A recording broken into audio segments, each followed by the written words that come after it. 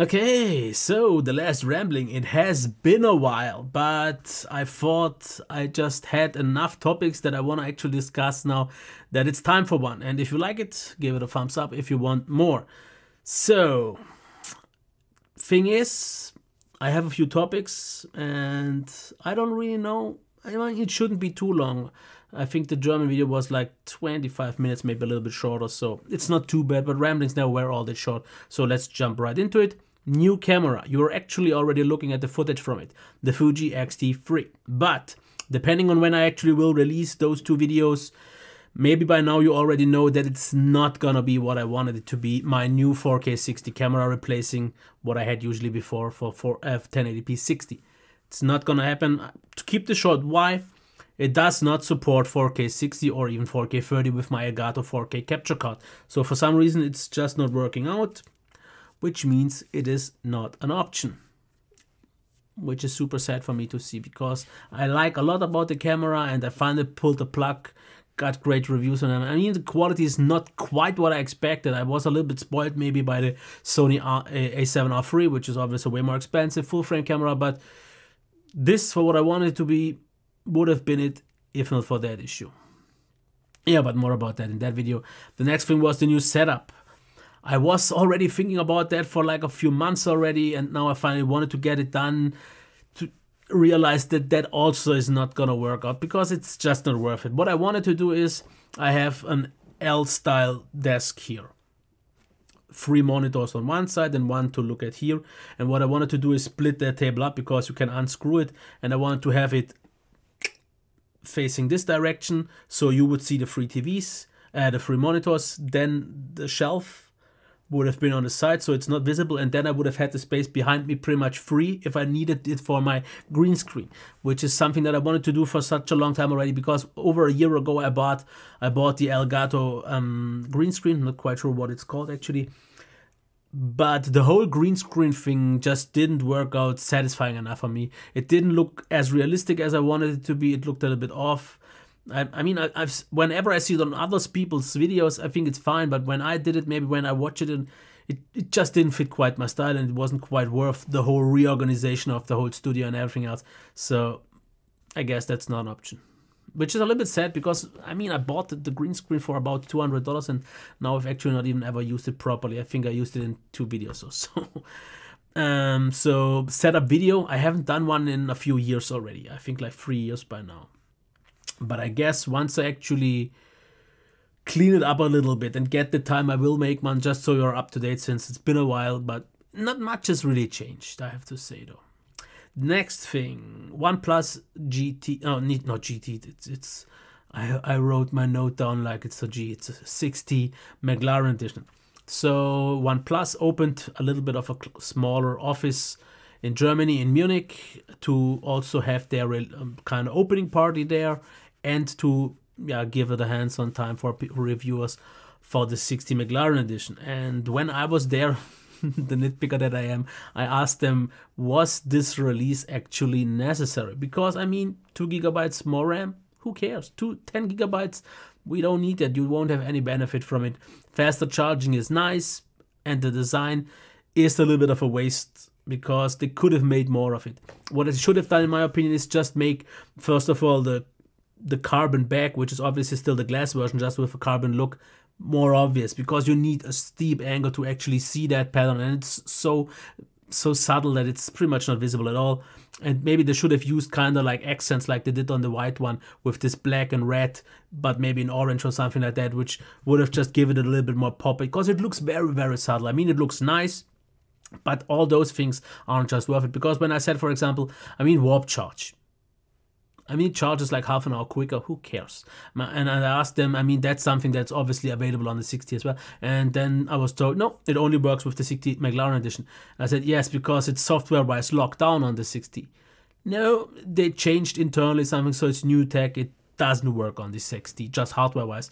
And I mean, may that be as it is. If it's true, fine, okay.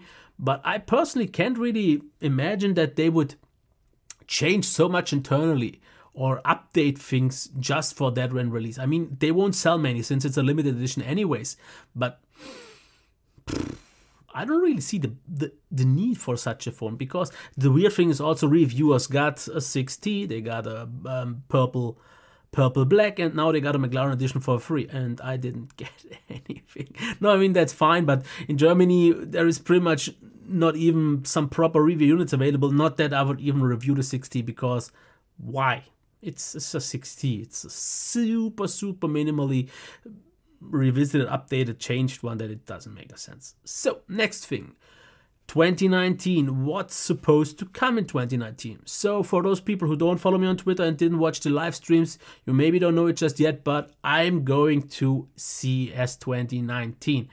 And I can tell you one thing, you cannot imagine of what internally went on in me, the emotions that came on with me, and even just thinking about that in German part of this video, I almost got to tears once again. But I was so grateful, I was so happy for that opportunity, which by the way is happening through Dell. So just to get that quickly out of the way, they sponsored the trip, or they will sponsor the trip, it's not yet done, but they are paying for the flight and the hotel.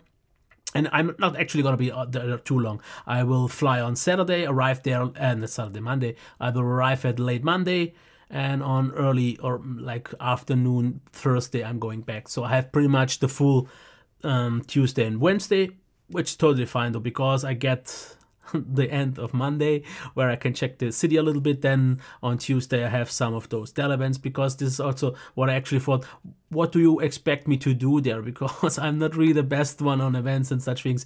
And then I was told, like, visit the main press event. Maybe I have also a one-on-one interview with one of the executives, which is actually quite an interesting thing. Maybe I can ask them some things, but I'm not quite sure. I don't want to ask something super annoying, but I guess it's going to happen, knowing me, because I have already a few questions in my head, and I'm not quite sure if they will like them, but we'll see. And then maybe like an influencer event, so maybe 2 or 3 events, but therefore getting the chance to be on CES, amazing. Now, how did it actually come to that? Now, here's the weird part. So that's my theory how it happened. Like 2 weeks before I got the invite, I was asked by my contact from Dell if I want to visit the CES pre-announcement web stream, so on and so forth. And I completely missed the part where it said stream and web stream and all those things. And the date that it was actually yesterday, no, actually a week ago, I completely missed that. And then I told them I don't have the budget to go to CES, because like a week earlier Sony asked me to have a date, a scheduled date for a meeting with my Sony rep here in Germany. So that's why I expected that to be the same. And when I told them I have no budget, like 2 weeks later, the same contact asked me, they said to me they have one invite for Germany and they would like to give it to me. And well, I've talked about then going to the event and so on. And I guess that had to have something to do with the fact that I said I don't have the budget. And maybe when they got their chance to invite, they thought about me. Because actually 2018, I think I reviewed maybe 2 or 3 Dell devices. I mean, I have to also say that for those who don't know, Dell was the very first company who ever gave me review devices when I had like 800 subs or so. So they were the very first company that gave me a chance. My initial contact actually isn't even at the company anymore, and then all the other ones. And I've reviewed for the first like 3 years, actually maybe the first 4 years of my channel, a whole lot of Dell devices. But this year pretty much nothing, because like I said early in the year already, I wanted to take a step back from laptops because they are very time intensive and so on. And sorry for the flickering. Yeah, the moire is a little bit extreme on this shirt with this cam. But yeah, that's that. So I am so happy to get the chance. I will also maybe be able to meet Juan Begnell in person, which I had the chance 3 years ago, but I was too small and too shy to actually approach him. But I've seen him; he's not big in terms of size. Okay, but he's big as a YouTuber. I love his content. Okay, next point. If nothing changes much from the actual current standpoint, then in mid to end of March, I should finally reach 100k subs. And what then? Well, that's something that I asked myself, especially since, for example, for like, and I'm gonna maybe get to that a little bit later on, but for like the first half of 2018, I was kind of sick of YouTube, and I made a lot of negative videos about that I was sick of all the hate and all the negativity, and that the whole scene, especially with the phones and so on, certain brands, was very toxic. And I was about to quit, but then once I reached like 75, 80,000 subscribers, I noticed I've reached too much. I got too close. I finally want this effing this YouTube award for 100,000. So I thought I'll just stick. I have to get through it, even if it takes like half a year extra, which by now is actually a little bit longer. But I wanted to have that. But fortunately enough, things changed. So for like the last few months, things got way more positive. I got my motivation mostly back, actually more than I had for a long time. And I mean, I think like a month after my USA trip, I was about to quit pretty much all the time. And finally, I mean, numbers have improved a little bit back again. They're still not on the best levels as they were on my peak. So I'm post-peak, which is something that I hate to say, because I always said I'm gonna quit before my peak, and now I'm like 4 months behind my peak already. But yeah, it's fine. I'm okay with the numbers. By now they are okay again, but I got my motivation back. I still want to review stuff, and yeah. Even though I also have to say, one thing that I want to do is what I've wanted to do for the last 2 years, but never really got to that. I want to review less devices. I want to take more time, because I've pushed too hard for the last 2 years. And it definitely helped the channel after all that many videos, but now I simply don't see the point anymore. I'm good. I'm so close to 100K that it pretty much has to happen at some point. If it's not in mid-March and maybe 1 or 2 months later, it doesn't matter, but it should happen. And that kind of thing that I have to prove myself that is kind of already gone. But what I want to also do is take more time to make less issues or failures or errors, because I noticed that I should take up a little bit more time to prepare something. I mean, the thing for me is always I never wanted to research devices beforehand, because, for example, I've noticed so many reviewers, they pretty much read the release notes, whatever the press company gives them, or the brand, and all reviews sound a lot like what's in there. And to avoid that, I never read those. I mean, obviously, sometimes I miss some features maybe or something like that, but I also think if I miss a feature that I would have only known of by reading the release notes, then it's not worth it. I mean, obviously, some smaller ones I'm missing because of that, which is not a good thing. So maybe a little bit more research or a little bit more attention to detail is something that I'm gonna have to spend. And I just noticed, I mean, I really didn't have any huge issues or flaws in my videos, but I mean, you know, YouTube commenters by now for sure. And if you make a small mistake, they will let you know. And I mean, it's also a little bit annoying for me if I know that so many small issues just appear. I mean, it's something trivial, but it's also not something that was necessary. If it's a failure that I completely missed or that I didn't know, that's something different. But it's something that I just made because I wasn't fully prepared, or I didn't think enough about it, or didn't check things in my mind, or didn't take the notes, even though I know all those things. Those are unnecessary failures that I don't want to do in the future anymore. Just as also get rid of my odd grin and trying to talk a little more natural, because this is my issue. In videos like this, I have no issue talking naturally, because it doesn't matter. This is just talking to you, the people that I know of, because this is only something that my hardcore or my core viewers watch. So I'm good with that. I don't need to try to keep it kind of short, because what I've also noticed, if I make a review, because I know the attention span is super short by people by now, so I try to keep it as quick and fluid and compact as possible, but still in one take, because so many people told me, why not just make multiple takes, smaller takes for display, sound, performance. But that's not something that really works for me, because I have an issue that I need to kind of get in a flow, and then I can make the video in one path. And if I would have multiple smaller parts, I would have to go into the flow for every single part of that. Yes, it would maybe end with a more short, more compact, more precise, more detailed, or maybe just a general better video.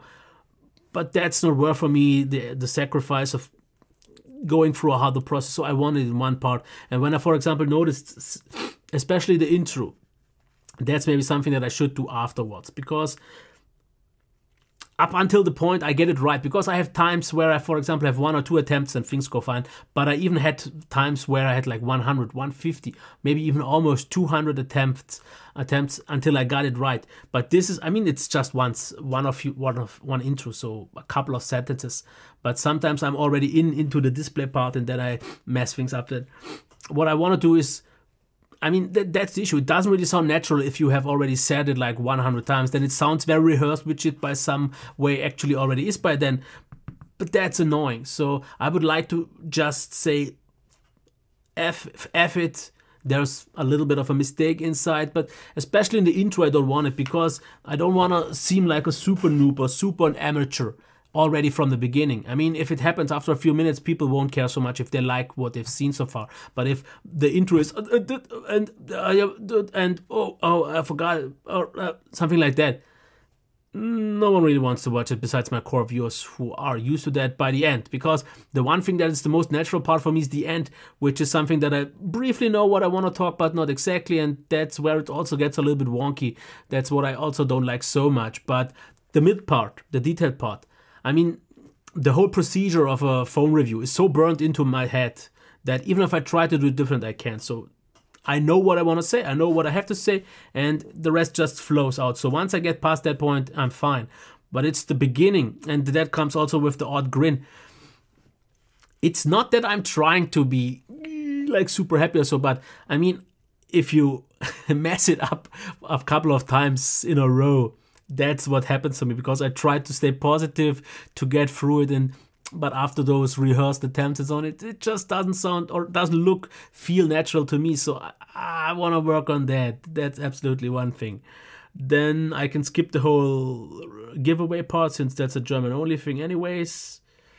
Also the part that the German videos get more dislikes in proportion to the German English videos, which is something that I don't really understand, but that's maybe the German way. Yeah, TV shows, a few recommendations. I mean, they're not all that brand new anymore, but I finally got to watch those shows. So the first one is Dark. It's out for like a year already by now. German show. I had to watch it in German though, because the English subbing was a little bit, or dubbing actually, was a little bit asynchronous. It didn't look properly dubbed, so I didn't like that so much. So I preferred to watch the original German way, even though I have to say, the show, amazing atmosphere, amazing score or soundtrack, amazing visuals and story. Everything is on an absolutely pro US like Netflix show, or even better, like the best shows on TV level.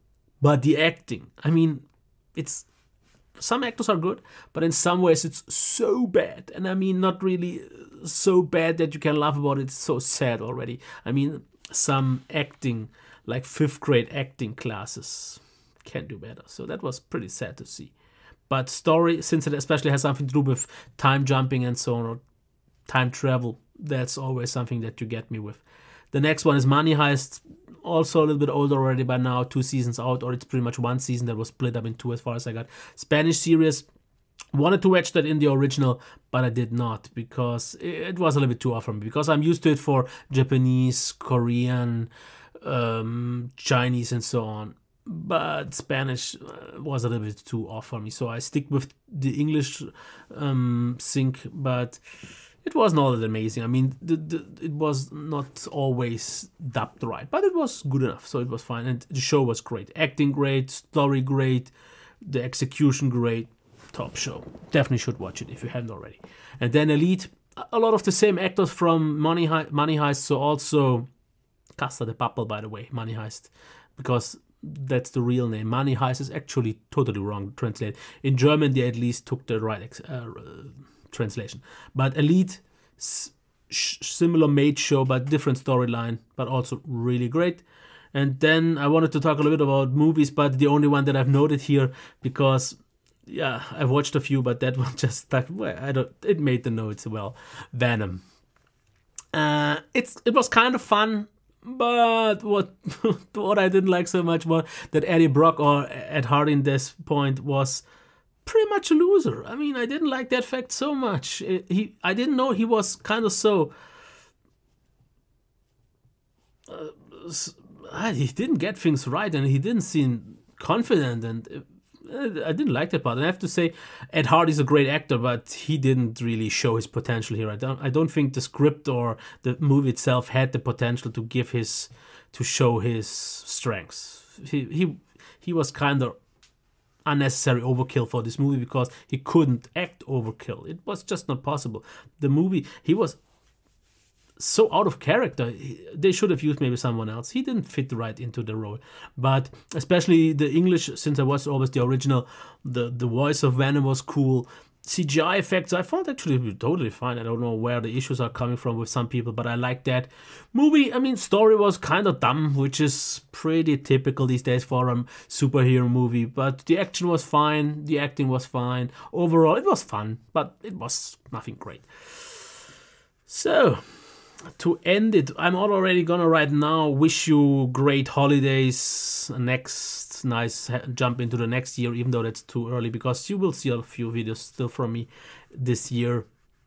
And yeah, I think 2019 will definitely be a better year than 2018 for me. Maybe not from a growth perspective or anything like that, but from motivational standpoint. Because like I said, for the first half or maybe 2/3 of the year, I wasn't all that happy with my channel. The growth wasn't quite there. The comments, the negativity.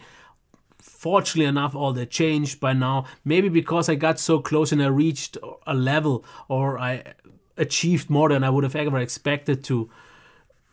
And after all, because if I just look at my content, if I look at the quality of my content and everything else, the way I present things, I'm bigger as I should be. I mean, I personally, of myself, because I think what I give in terms of information and useful content, I should be bigger.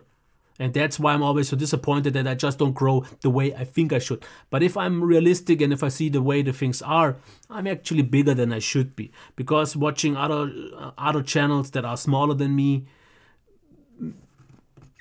I'm actually better than I should be, which is odd to say. But that's actually not something that I want to be. Because I think actually for a long time that was my driving force, that I wanted to be better than I am. I wanted to just achieve what I thought I would be capable of.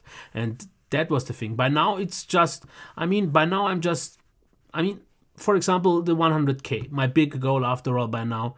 I'm so close to it that, I mean, if it won't happen maybe to mid-March, but maybe 1-2 months later, it doesn't matter. It eventually should happen if nothing goes completely sideways, or if I, for some reason, lose all motivation or anything like that. It should be happen. So I'm actually on a good standpoint right now. I make videos because I want them to, and this is something that you will definitely see in 2018 a lot more, less videos, because even more than last year, I want to review just stuff that I find is interesting. So I will review I'm pretty much not going to review any mid-range, especially from Huawei or so. Only the interesting ones. So if Motorola maybe makes an interesting one, or I don't know which other brand. Obviously the Xiaomi, because Xiaomi makes, in my opinion, the most interesting budget or mid-range devices. All the other ones, I mean, I don't really care so much for. I mean, they are necessary for the market, but not all of them are really that interesting. And often when I review those, I'm too negative on anyways, since I know what would be possible in this range, especially